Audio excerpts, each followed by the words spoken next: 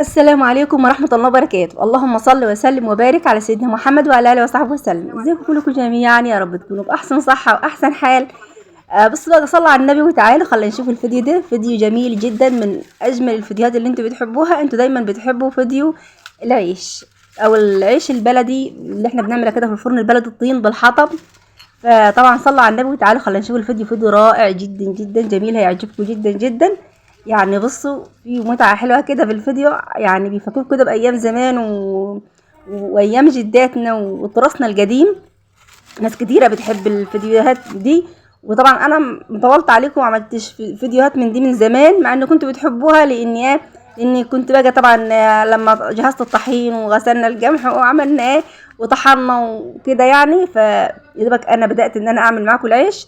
وطبعا انا مش جايبه العيش، يعني مش جايبه الفيديو من البدايه خالص. طبعا متعودين لما انا بخبز معاكم العيش البلدي ده، فطبعا انا بجيب العجين والتجريس وكل حاجه انا بجيبها. بس في الفيديو ده انا جبت لكم بدايه الخبيز بس، لان احنا اصلا هنعمل فيديوهات كتيره مع بعضينا، وفي فيديوهات كتيره على القناه من العجين وكل حاجه. يعني اللي عايز يعرف طريقه العجن والتجريس وكلها فموجوده على القناه. وطبعا وفي نفس الوقت احنا هننزل كمان فيديوهات كتيره من الفيديوهات دي، لان انتوا بتحبوها دايما، اصلا بتحبوا الفيديوهات دي. فالفيديو عجبكم جدا جدا. اهم حاجه قبل كل حاجه ما تنسوش محمد بالاعجاب، واللي بيشوف قناتنا لاول مره يشتركنا فيها ويفعل الجرس ويضغط على كلمه الكل علشان اي جديد احنا ننزله يوصل على طول. احنا قناتنا كان ريفيه ومحتوانا ريفي، اي حاجه بنقدمها في قناتنا فهي ريفيه، بتتكلم عن حياه اهل الريف والتراث القديم وجداتنا ازاي كانوا عايشين وشغلهم مع الكانون وفرن الطين، الحياه البسيطه الطبيعيه، حياه اهل زمان اللي كلها رضا. فعودة كده لتراثنا القديم، فاحنا بنعمل له كل الحاجات اللي هي كانت بتتعمل زمان من قديم الزمان كده. يعني بصوا، حياة توفير في توفير في كل حاجة. يعني شوفوا، لا غاز ولا أنبوبة ولا الحاجات دي كلها اللي هي بدأت في كل مادة في الطالع والفوق. يعني احنا بقى بنتحدى الحاجات دي، احنا بنوفر. فشوية حطب كده من البقايا اللي باقيه من المواشي كده، ومن الزرع اللي احنا بنطلعها من الغيط، وبنبدا بقى ان احنا نعجن ونخبز في البيت. وكمان العجين الخبيز في البيت في حد ذاته هو كمان توفير، بيبقى اوفر عليك كتير كتير من الجاهز. فانتي لو عندك مساحه، عندك مكان فوق السطح، او عندك حوش، او عندك حاجه ينفع، يعني مكان كده في منور كده، يعني ينفع ان هو يتعمل في فرن. يعني انت ما تسكتيش، ما تستنيش. عندك مساحه ينفع ان انت تعملي فرن في البيت، ما تستنيش. وكمان الفرن في المكان المكشوف ما بيجيبش دخان، يعني ما بيجلكيش عينيك من الدخانه، ولا بيضايقك من الدخانه، ولا اي حاجه خالص. لان المكان مكشوف الدخانه بتطير لفوق على طول، وانت بتبقي قاعده كده زي ما انت شايفه بعيد عن الفرن، مفيش اي حاجه خالص، كانك انت مش جايبه الفرن نهائيا اصلا. فبيكون يعني ايه موفر، سواء في الخبيث سواء يعني كميه العجينه بتعمليها بتبقى كميه قليله خالص، بترمي عيش كتير، بتعمل الخميره وبترمي عيش كتير. يعني انت بتوفري في كل الاحوال. سواء انت بتعملي على الحطب زي كده، فانت وفرت الغاز. انت بقى بتعمل العيش بايديكي في البيت، فانت وفرت المصنعيه اللي انت يعني انت لما تشتري عيش من بره تشتري غالي. والوقت عامه العيش كده كده ارتفع برضو مع الغاز كله ارتفع. فالفيديو ده هيفيدكم جدا جدا جدا لو انت عايزه توفر يعني، وعايزه تعملي اي حاجه موفره في البيت، وكمان نظيفه وحلوه وطعمها حلو. يعني بتبقى طعمها حلو كمان. يعني اللي انت بتشتريه من بره بيبقى يعني ما انت مش ضمناه، او الطعم مش زي العيش ده. يعني انت لما بتاكلي من العيش البلدي ده ما بتشبعيش، شوفي بتاكلي منها كميه اكبر، يعني من كتر حلاوه العيش بتاكلي منها كميه اكبر، وبيبقى حلو في الغموس. انت لو عملتيه، لو حطيتي فيه اي حاجه، لو عملتي منه سندوتشات، عملتي منه اي حاجه، بتلاقي لي طعم تاني خالص في الاكل. يعني بيبقى طعم حلو جدا جدا.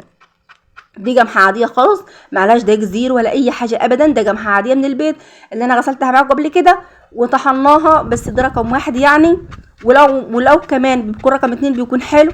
اهم حاجة ان انت تدي العجينة حقها وتظبطيها حلو كده، وتديها بقى ايه، وتحطي لها الخميرة وهي تختمر. بعد ما تختمر تبدأ ان انت تجرسيها وتسيبيها كمان ترتاح بعد التجريس. العجينه حقها ازاي؟ بتفضل تعجني فتره في العجين، وما تخليش العجينه فيها كلاكيع، لان الكلاكيع بتمنع الرغيف يجيب. فاهماني؟ فانت تخلي العجينه ناعمه ولامسه كده وحلوه، ما فيهاش اي كلاكيع، وحلوه كده، وتكون مش يابسه قوي ولا طريه قوي، يعني لا تضر ولا تيابس. خلي العجينه كده حلوه معتدله، بحيث ان انت تعرفي تفرديها على المطرحه او على كفه ايديكي كده، بحيث ان انت تبقى سهله الفرد معاكي، ما تبقاش يعني جاسيه مش ينفع تتفرد، او طريه وتلزج منكي. طبعا احنا في الصيف دلوقتي الجو حر، فانت لو طريتي العجينه زياده عن اللزوم هتسح على بعضيها وتلزج منكي، ومش هتعرفي اصلا تخبزيها بقى مش حلوه. ولو انت يبستيها برضو في نفس الوقت مش هتبقى حلوه، لان مش هتوسع كده على المطرحه، ويبقى الرغيف طالع من الفرن مش اخر حاجه. ممكن ايوه يجيبه في الفرن كل حاجه، بس مش هيبقى ايه طري، والطروان اللي انت عارفاه اللي هو بيبقى في الارغفه دي اللي هي بتبقى طريه شويه، العجينه بتبقى يعني بتخلي الرغيف طري كده وحلو، فاهماني؟ فاي حاجه تعملها بايديكي في البيت بتكون موفره عليكي جدا جدا جدا.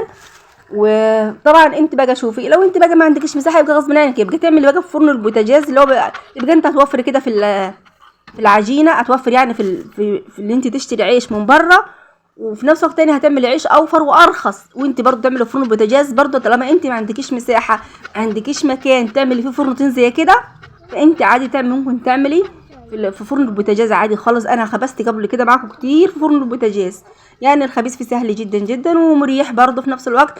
بس احنا بنحب نعمل فرن الحطب لان احنا عندنا مساحه. انا عامله فرنين يا جماعه، وكنت عاملاهم معاكم على القناه.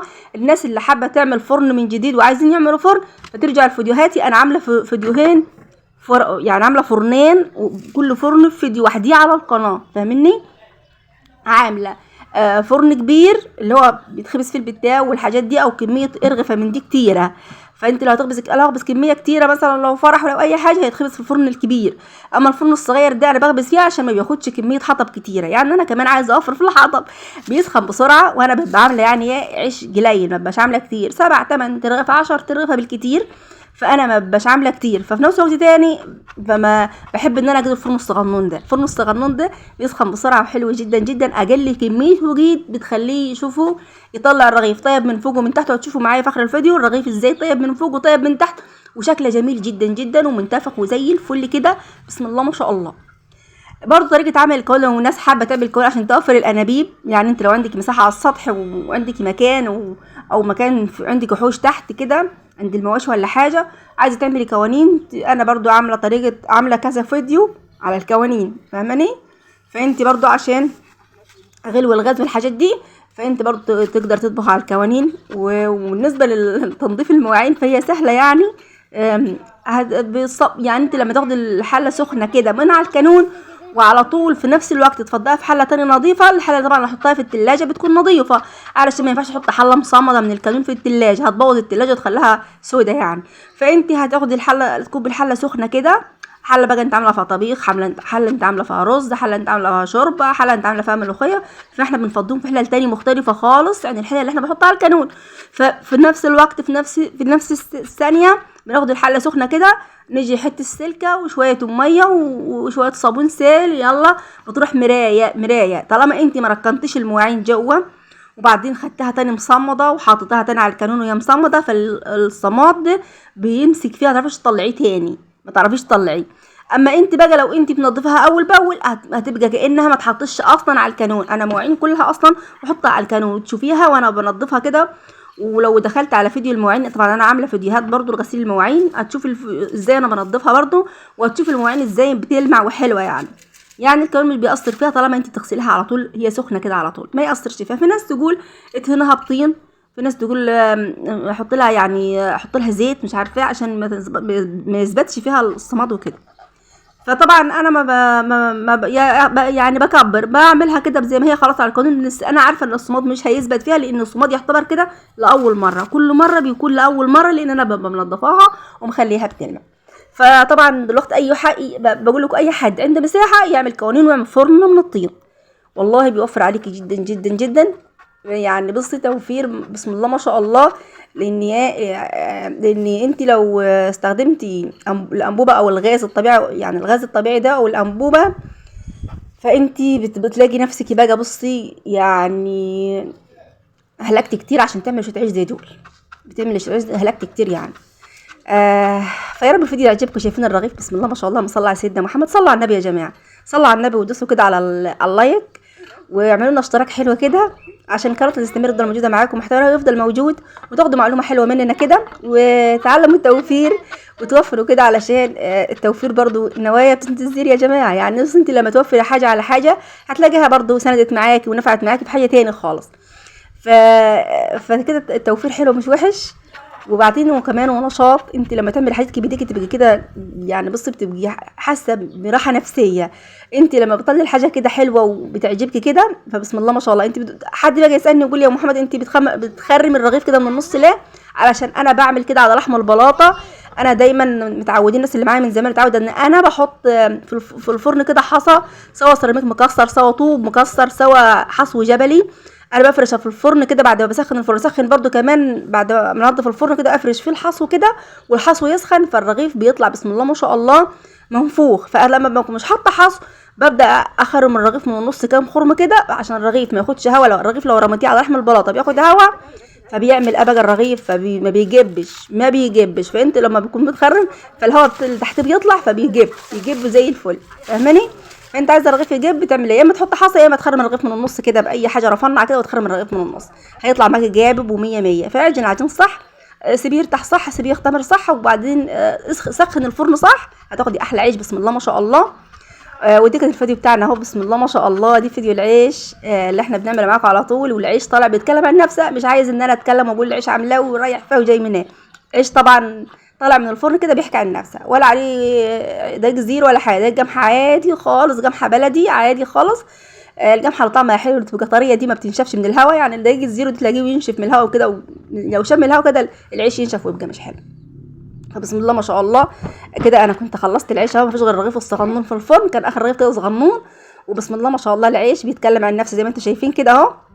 يلا بقى صلى على النبي. بصوا شايفين، اللهم صل وسلم وبارك عليك يا حبيبي يا رسول الله عليه افضل الصلاه والسلام. شايفين العيش طيب من تحت ومن فوق، شايفين القعر، اللهم صل على سيدنا محمد، ومن فوق كل حاجه.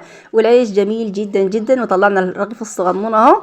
وده كان الفيديو بتاعنا، يا رب يكون عجبكم، يا رب يكون امتعناكم، نكون دايما عند حسن ظنكم، بنعرف نقدم لكم معلومه حلوه تستفيدوا منها وتستفيدوا كده من محتوانا ويعجبكم كده محتوانا. وشجعونا بقى يا جماعه. شايفين الرغيف منتفخ وجامد ازاي وخفيف، خفيف جدا جدا من القطعه انا عاملاها صغنونه، انا كنت عايزني عجين قليل خالص. بسم الله ما شاء الله، صل على سيدنا محمد. ده كان الفيديو بتاعنا اهو، يا رب يكون عجبكم. اهو العيش بتاعنا يا جماعه اهو منور تنوره. يلا اترككم في رعايه الله، والسلام عليكم ورحمه الله وبركاته، مع الف سلامه.